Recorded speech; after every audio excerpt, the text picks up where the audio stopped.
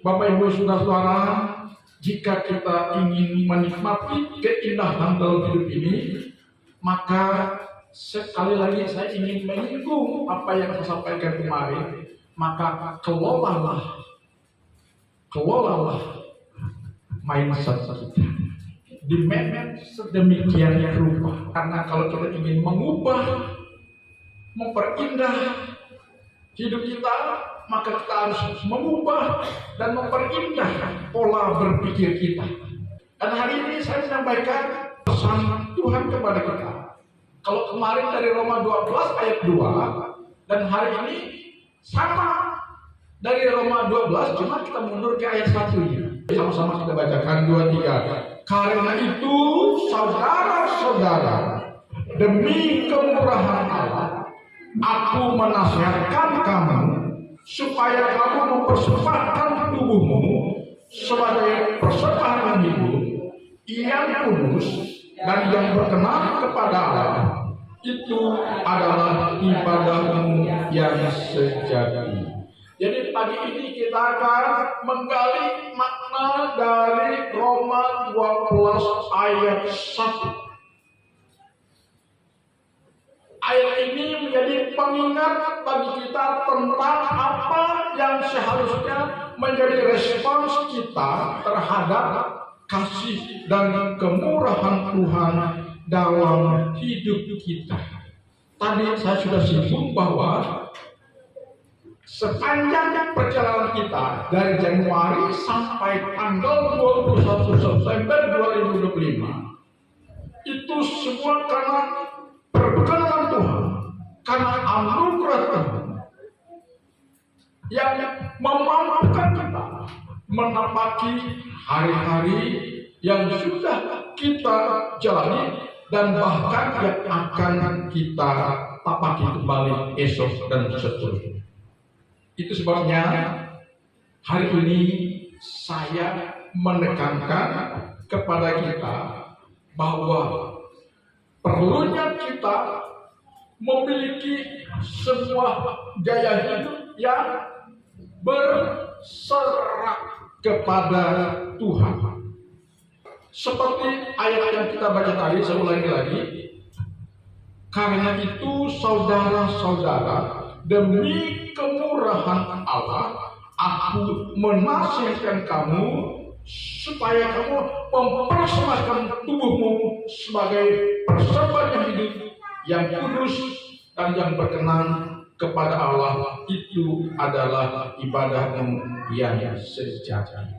Ibadah yang sejati itu tidak hanya kita bertepuk tangan, mengangkat tangan, mendongakkan kepala ke atas, kita bersorak-sorai memuji Tuhan, menyembah Tuhan, lalu kita mendengarkan firman Tuhan, lalu kita berdoa, memohon berkat Tuhan kepada kita.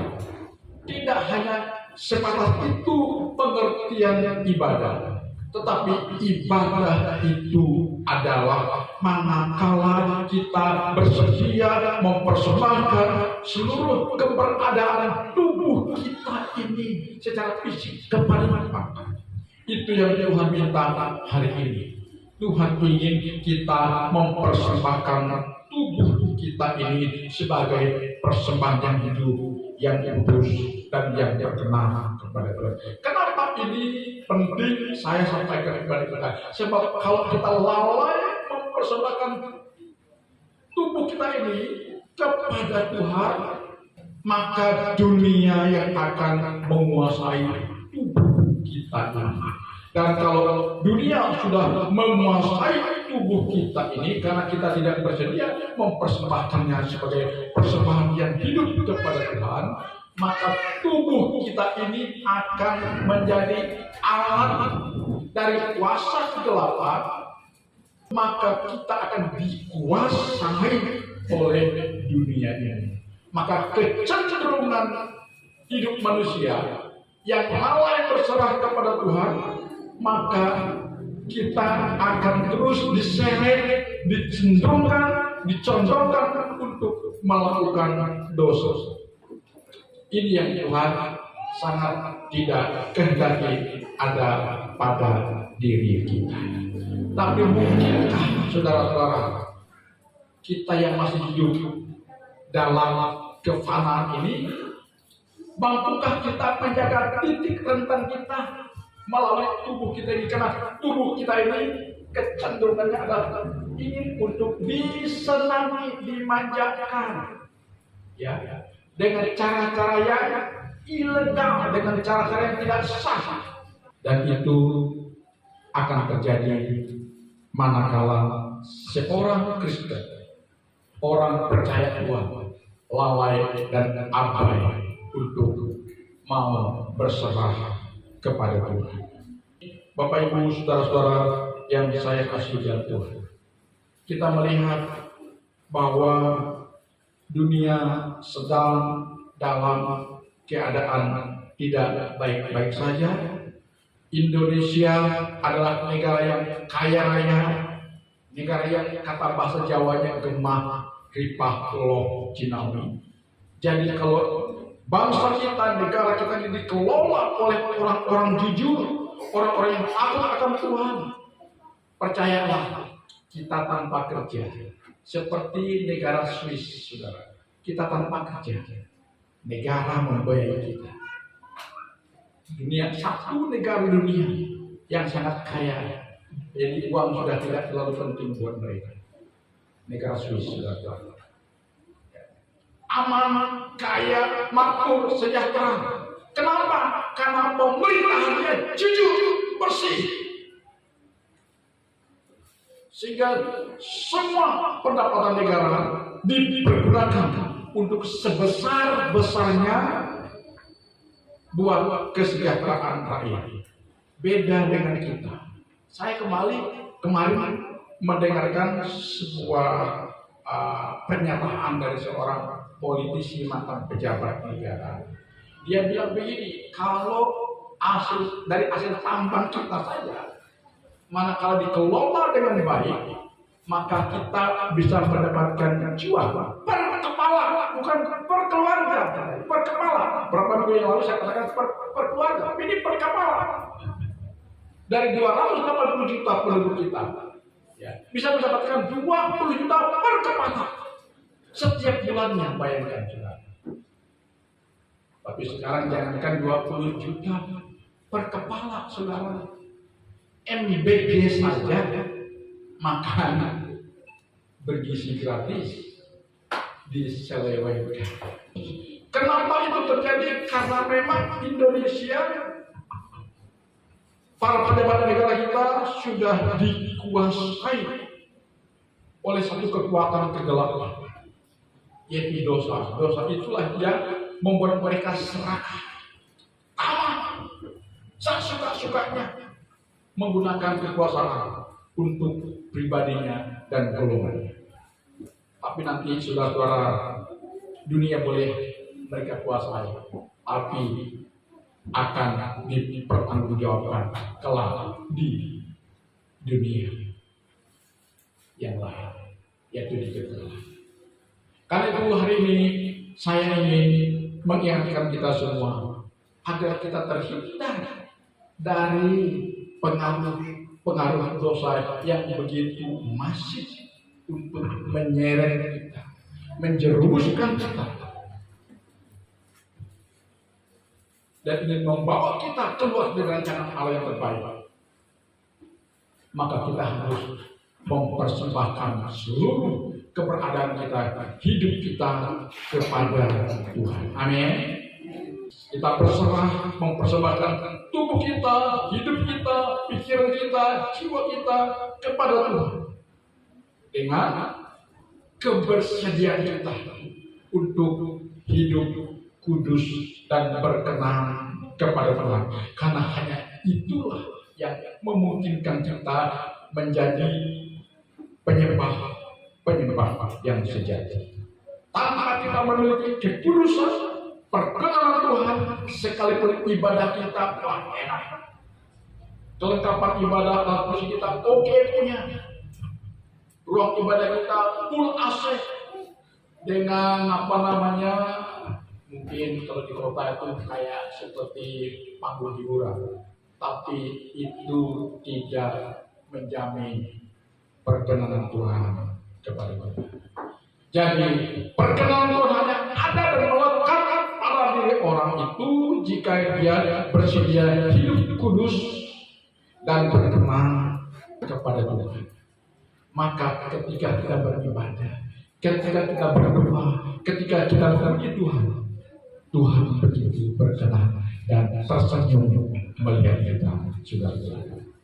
Pertanyaannya adalah, mungkinkah saya bisa hidup kudus?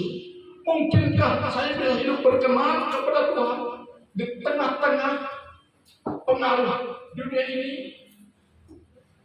Saya katakan tidak ada yang tidak mungkin. You can't if you can. Jadi mulai dari pikiran kita dulu, saudara-saudara. Kalau pikiran kita mengatakan aku tidak bisa hidup berkenan kepada Tuhan, aku tidak bisa hidup kudus di hadapan Tuhan, maka tidak akan bisa, saudara. Karena pikiran kita ini, kita sudah dibelenggu oleh pikiran kita. Ya. Jadi mulai kita merubah pikiran kita, ya. Karena satu keinginan Tuhan kepada kita hari-hari ini, yaitu Dia menjadi pribadi yang berkenan di dalam pemandangan Tuhan. Dan jika kita sudah menjadi pribadi yang berkenan di hadirat Tuhan, maka ketika kita beribadah, pasti ibadah kita akan menyenangkan Tuhan. Dan itulah yang dimaksud dengan ibadah yang sejati, yaitu hidup dalam perkenanan Tuhan, hidup dalam kekudusan, tidak lagi berkubang dalam masalah dosa-dosa. Kita harus membebaskan diri dari dosa-dosa dunia. Dan jika kita ingin membebaskan diri dari dosa-dosa dunia, maka mulailah dari pikiran kita. Amin. Pikiran kita harus beres. Karena itu, sudahkah kita berdoa, Tuhan, aku menyerahkan pikiranku kepadamu. Saya sudah sering berdoa. Tiba-tiba ketika saya duduk, ketika saya baca firman, ketika saya lagi mau tidur, tiba-tiba ada pikiran-pikiran liar, tiba-tiba masuk. Itu yang namanya yang disebut dengan panah api sejagat. Tiba-tiba berkecamuk dalam benak saya dan pikiran saya.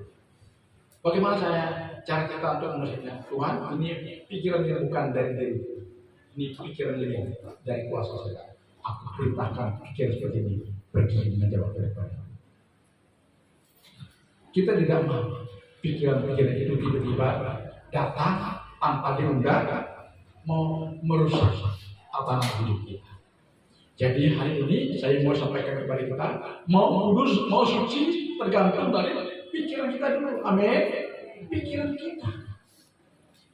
Karena kemarin saya sudah mengatakan, jika pikiran kita sudah beres, sudah oke, maka hidup kita akan beres dan oke. Amin.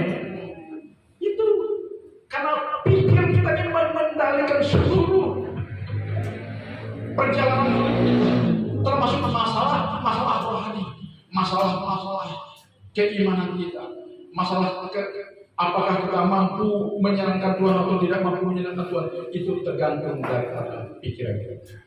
Karena itu kita harus berserah dan memohon kepada Tuhan. Tuhan, satu hal yang aku rindukan ada pada diriku, yaitu bagaimana aku bisa mengendalikan pikiran-pikiran yang kadang-kadang dirusak oleh pola dunia.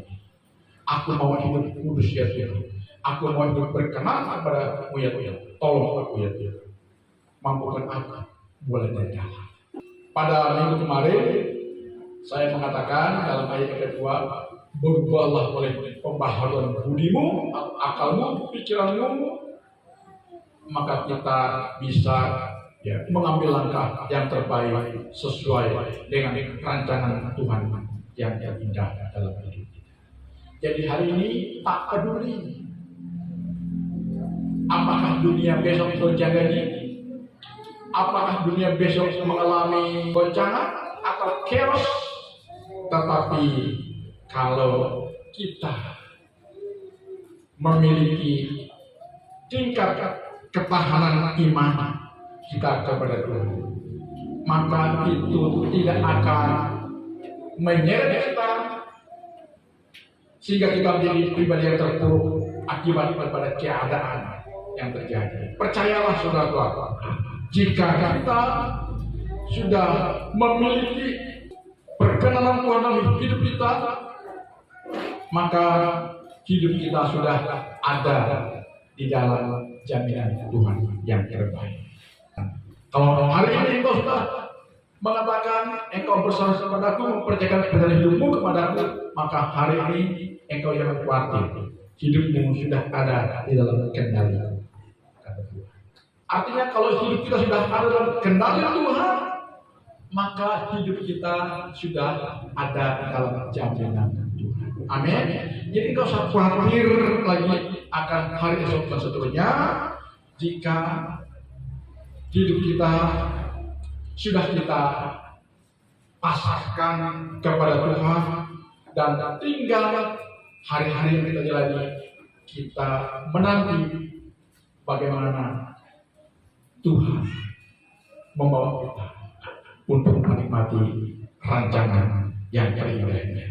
Cuma bagian kita adalah mari kita bersedia hidup benar dalam pemandangan Tuhan. Amin.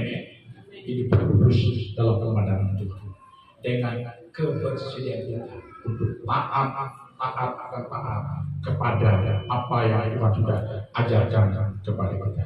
Dengan demikian saya percaya hidup kita hari demi hari akan diperindah. Kita mengalami ketenangan, ketentraman dalam hati, pikiran dan jiwa kita. Maka hari-hari yang kita jalani penuh dengan sukacita ilahi. Amin. Dan jika hidup kita penuh dengan sukacita ilahi, maka ketika kita bekerja, ketika kita berusaha, ketika kita berbisnis, percayalah kita akan tetap eksis dan kita akan diberikan kemampuan oleh Tuhan menjadi pribadi yang produktif dalam bidang. Haleluya. Demikian firman Tuhan yang saya sampaikan hari ini. Tuhan Yesus memberkati.